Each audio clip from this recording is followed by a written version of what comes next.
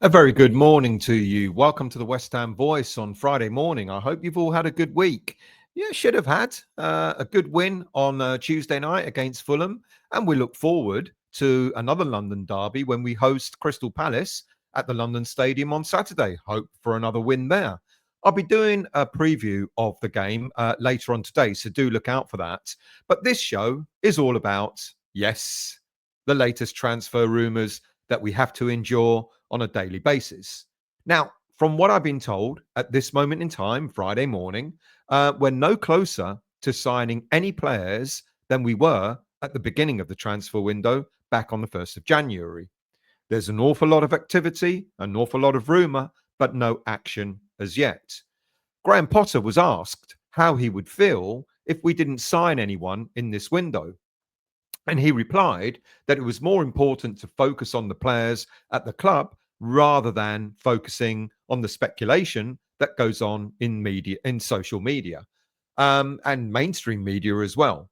So he was saying, let's focus on what we have. He reminded us that we've got a very good squad and that also the academy can play a role in helping the senior squad as well. So I dare say that if we don't sign anyone, Potter will not hesitate to look at the academy to boost the senior squad, as he's already demonstrated that he will do. He has used Ollie Scholes in the first two games that he's been in charge. And against Fulham, he also had the likes of Caelan Casey and Lewis Orford on the bench as well. Look, before I dive into the transfer rumours, the latest ones, if you're new to this channel, it's the first time you're watching the West Ham Voice, please do become a subscriber of the channel. Costs nothing to subscribe and the content is all free. And whether you're an existing subscriber or a new subscriber, please also make sure you hit the like button, because hitting the like button elevates the channel through YouTube and gets more views. So let's start off with the latest transfer stories, shall we? And of course, we've got to talk about Jhon Duran again, the never-ending link. Now, last week, we heard that Sullivan had admitted to making an approach to Aston Villa to sign the player, but that we were being outbid by teams who were playing in the Champions League, such as PSG. I then told you that this bid was not a straight bid as suggested, but it was a loan offer with an option to buy, which was rejected. Now, you can, depending on who you what you read up about, this bid was anything between 40 to 50 million pounds. This week, we've heard that Aston Villa have gone out and bought themselves another attacking player in Donnell Marlon from Borussia Dortmund for a fee of 25 million euros. I do wonder why we can't spot these kind of signings, but anyway. So there's also talk that Villa are planning to do more business, especially in the attacking area, which could signify that Jhon Duran is definitely on his way out of Aston Villa. Now, Jhon Duran, he's since gone on to admit that he thought that he was very likely to come to West Ham in the summer, and how his fiery relationship with Unai Emery, along with his desire to be the main striker, the first choice striker at any club he plays at, could mean that, he probably will leave Aston Villa. But when, might that be? Would it be in this window or might it be in the summer? But also the question is, despite all these rumours, will he actually be coming to West Ham United?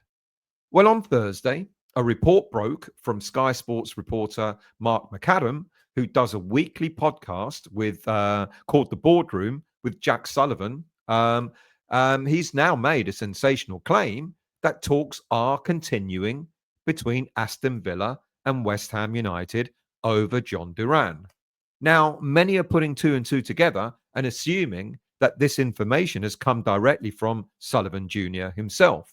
Now, I've asked for corroboration of this story, whether Sullivan has said anything to any journalist. And the reply I got was not to jump to conclusions that this has come directly from Jack Sullivan himself. So unless anything further breaks on Friday that substantiates this rumor, then perhaps we ought to just treat it as a rumor and not fact at this moment in time. Now, it's also been suggested that Aston Villa won't entertain anything less than £70 million for the striker. If you remember, they were looking at 45 million pounds, and now they're looking at much, much more.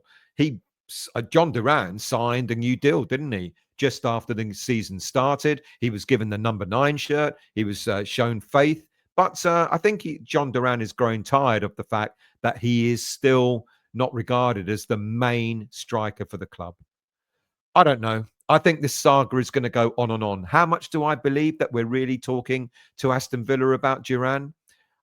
I just genuinely don't know, is the honest truth. If there are Champions League clubs looking at him and willing to pay quite a hefty sum of money for him, then I don't think we're in the running. If we offered perhaps an option to a loan option with an obligation to buy, sticking us at, I don't know, 50, 60 million, whatever it might be, then perhaps Aston Villa may have entertained this. We can't afford to spend 70 million on Jhon Duran in this window, but maybe an option, a loan with an obligation to buy could be on the cards. Let's see what happens as we move forward. But it does look like there are 3 Premier League strikers that we're definitely not getting apart from Duran. Fulham manager Marco Silva quite clearly stated in his press conference on Thursday that Brazilian striker Rodrigo Muniz is going nowhere. Silva made the following statement: "It's better if no one contacts us because it will be a quick and easy answer from us. There's no chance at all even to start talks with any club." So there you have it. That's the first person that if you keep hearing rumours about Rodrigo Muniz coming, then maybe you ought to treat that with a pinch of salt. And a similar story also follows coming out from Nottingham Forest about our interest in allowing Taiwo Awoniyi to come to West Ham on loan with maybe an obligation to buy. Again, Forest have stated that this rumour is way off the mark. And the third Premier League player, striker or attacking player that we're looking at not getting is Marcus Rashford. Sir Jim Ratcliffe of Man United is adamant that he will not sell nor allow a loan for Rashford to go to any Premier League club that could be in competition with Man United to try and finish in a European place. Great to think that we're in competition with Man U for a European place. Well, I hope so. But that means that if Rashford does leave in this window, then the likelihood is he's going abroad. So we move on to other targets. And I dare say that by the time this video goes out on Friday morning, there are going to be various other links to various strikers and attacking players and various other players across the board. One striker that we apparently have been offered is when we have said to have no interest in him, is Hoffenheim's Mergim Berisha. Berisha has represented Germany twice back in 2023. He's got a contract with the German club till 2027 and is valued at around about 10 million euros. The 26-year-old is yet another player with a long history of injuries, and he missed half of last season because of a cruciate ligament tear. In the current season, he's made 17 appearances in total, scoring just the 1 goal. So I'm guessing West Ham are not really entertaining to look at this player coming to us at all. It looks as if Hoffenheim want to offload him more than anything else. Now, with talks of we're also looking to bolster our midfield, a story that won't go away is that Graham Potter would be very interested in signing either Carney Chukwuemeka or Kiernan Dewsbury-Hall from Chelsea. I say either or because despite reports suggesting that we want both players on loan, Premier League rules state that a Premier League club cannot have more than one player on loan from another Premier League club or registered at the same time. So unless we're looking to buy one of these two midfielders, that would be the only way of getting them. Buy one and get one on loan. Perhaps if we sell a player from West Ham, then yes, we can raise the funds and probably look at buying Dewsbury Hall with money that we raise and then ask to loan Chukwuemeka to the club for the rest of the season. I guess we'll have to see what happens there as well. My money at this moment in time could be on Dewsbury Hall, but let's see what happens there. Another story that just simply won't go away is that we're in battle with Spurs to get defender Fikayo Tomori from AC Milan.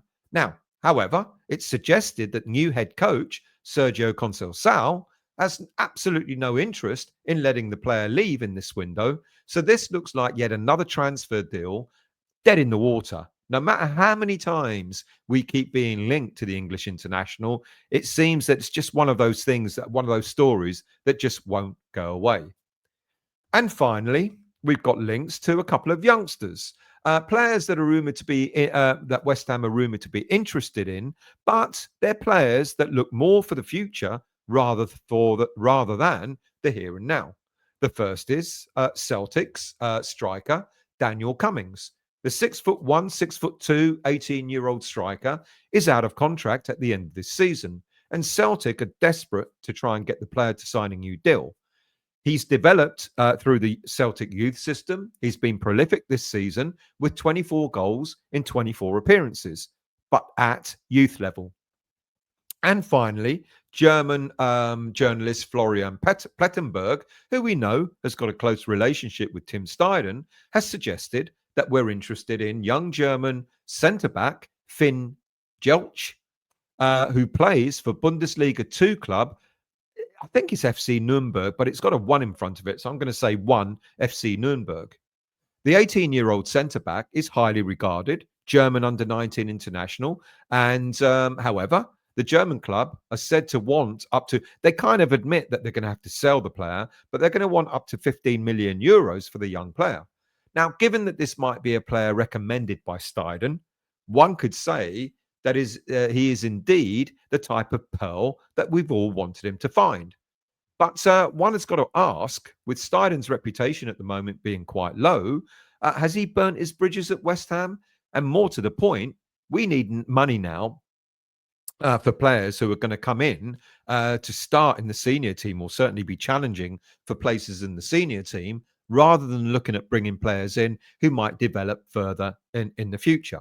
Maybe he's one for the future. Maybe at the end of this season, we might be looking at Cummings as well as Jeltsch. So we see what happens there. That's it. Brief roundup. Do join me later on when I do a preview of the game against Crystal Palace coming up on Saturday. Like I said, if you're new to this channel, please do become a subscriber. And whether you're new or existing, please also hit the like button if you appreciate and enjoyed the content of this show. Thank you for watching and thank you for listening. And I will see you all very soon.